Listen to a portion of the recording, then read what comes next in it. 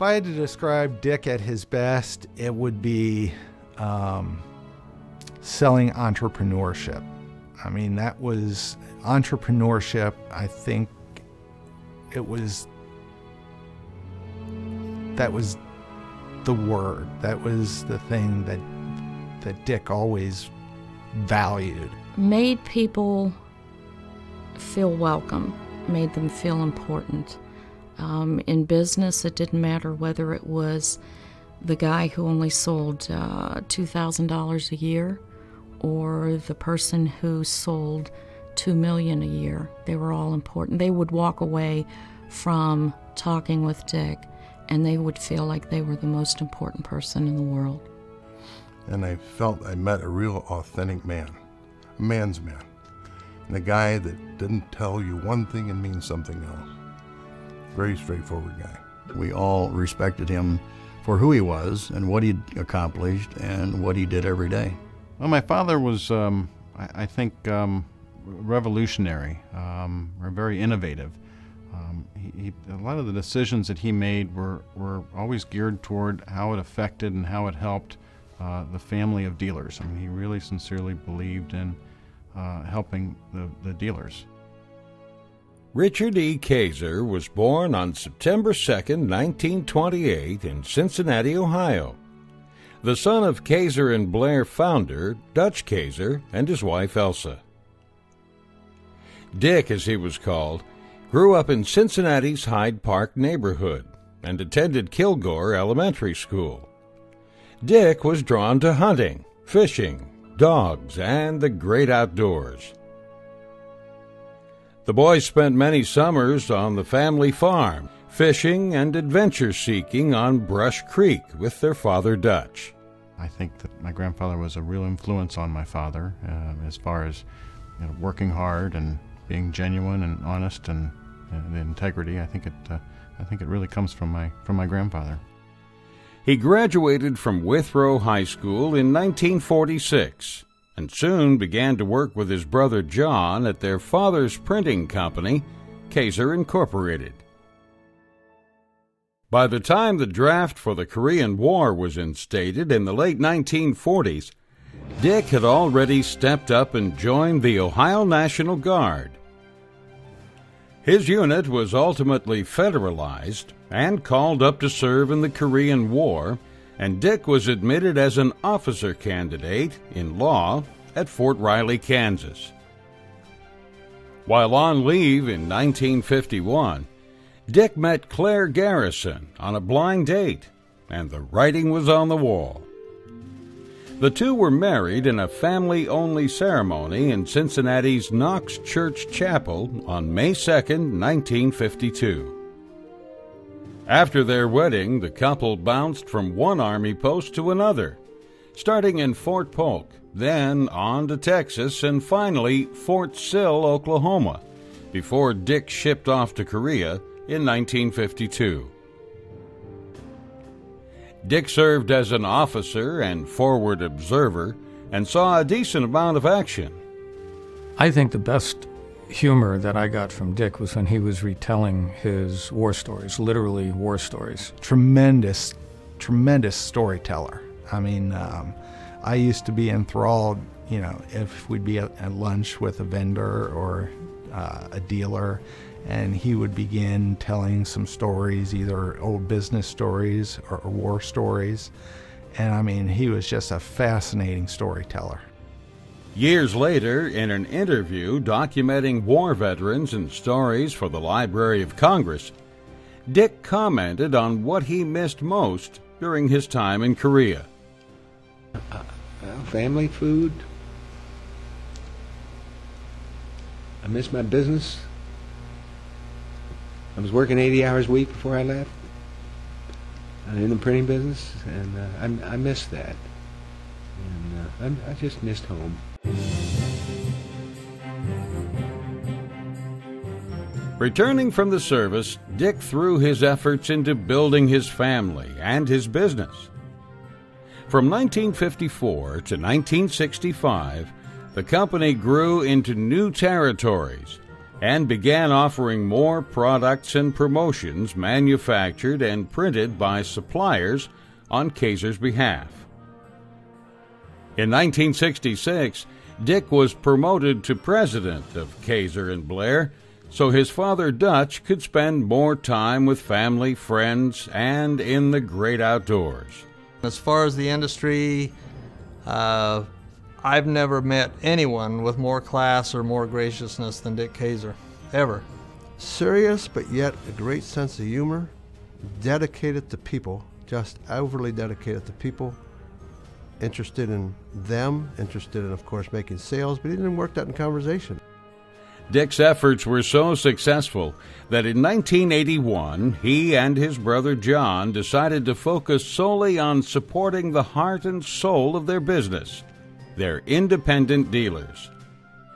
I think he genuinely liked seeing so many people that he got to know through the years. He took his business to heart, and he wanted the best for his dealers. He was special. He was a gentleman. He was always well-mannered in my experience. He was always polite. Overall, I think Dick loved promotional products. And even more than that, he loved the ability to offer people a chance to work for themselves, to be entrepreneurs. Dick stepped down from the presidency in 1996 and passed the reins to his son Kurt, the third generation to run the family business. I think he was, he always wanted to work, but I think is very happy to pass the baton.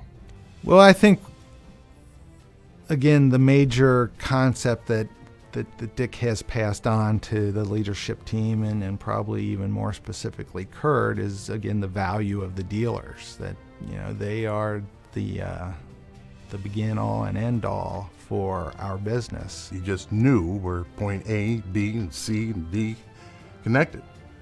And I think he's instilled that into this company. It's going to be that way. I can see that already. I think what my father gave me, the best advice that he gave me in leading the company, is just how to treat people, and the honesty and the integrity and the responsibility and the reliability. You know, he just really instilled that that's core values that we have to live by. Much like his father, Dick planned to spend more time in the field and with family and friends. However, he just couldn't fully remove himself from the day-to-day business of Kaeser and Blair and the dealers he'd come to love. If I drew you a word picture, it would be Dick sitting at his desk with little scraps of rubber cement all over the place. You would see Dick at his desk, and he always printed things with a pencil. He was diligently doing his writing, and most of the time would have a cigar in his mouth, whether it was lit or not, didn't matter. The more he smoked the cigar, you knew that he was focused and enjoying himself. That was his enjoyment, putting himself into his work. His excitement really was palpable and kind of cute, really. Probably one of the best copywriters I've ever read. Wonderful. He was a person. I mean, you know, when he wrote copy, he wrote copy. He hand wrote it out. He hand pasted it up. He did everything the old traditional way. My father wore bow ties to work every day. I mean, he was, except when he came in on the weekends and Saturdays and Sundays, he wore relaxed clothes, but always had a bow tie Monday through Friday. In fact, even his little men's club, Stumps, they have a bow tie night in honor of Dad. Instead of making him conform to their standards, they have a bow tie night. Dick was awarded an honorary lifetime membership in PPAI in 1998 and the Kaeser and Blair Lifetime Achievement Award that same year, and in 2008 the Marvin Spike Lifetime Achievement Award. Dick remained on staff penning his quirky windjammer ad copy and helping to source the best advertising specialties and promotional products in support of his dealers until his health would no longer allow it in 2008. He made you feel like you were a long-lost friend, and that he certainly appreciated your being here, and he just made you feel good. He would feel most proud of the relationships of the dealers and the vendors, the relationships the company has and had developed with dealers and vendors. He had an uncanny ability to call products either winners or losers, and a year later we knew for sure, and most of the time he was right. During the day, he came off as very, very professional, which he was, very, very businesslike, but after hours, after 5 o'clock, when you could sit and you could talk with him, he had a sense of humor that was just wonderful. And again, the killer smile, and if you could get him to laugh, oh, he had a laugh that was just fantastic. I don't think he held anything in higher esteem than our dealers. He understood those to be the most important part of our business. I'm sure he probably had his moments, but you never saw them. He always was on. His door was open any time to come in to say hi, which I did frequently, being only 20 miles away, 25 miles away. So just miss him. I think he was very well respected in the industry. There's a lot of people that had some experience with him, and it was all very good. He was very genuine. He didn't try to fool anybody, didn't try to cheat anybody. He was honest and sincere and genuine, and really respected people. And I think that respect was given to him also. While his cigar smoke no longer lingers down the halls of Kaeser and Blair, and the playfulness of his prose can never be replicated, Dick's larger-than-life smile, bright bow ties, and pure passion will always endure. Howdy there. I'm Dick Kaeser, and I'm chairman of Kaeser and Blair. I love this because they do up all my face with this makeup. For more than 100 years now, the Kaeser and Blair family of dealers has been growing and helping their customers grow. Okay, here comes my ad lib. You've made a very smart and wise business decision by joining our network of independent promotional products dealers. Well, I missed something there. Starting a new business is an exciting experience, and we have designed the Kaeser and Blair dealer program to help you maximize your entrepreneurial skills. I'm worn out. And financial rewards that come from running and operating your own business. I'll give this one more shot. Congratulations, and I wish you super success. That's it. I gotta go to work.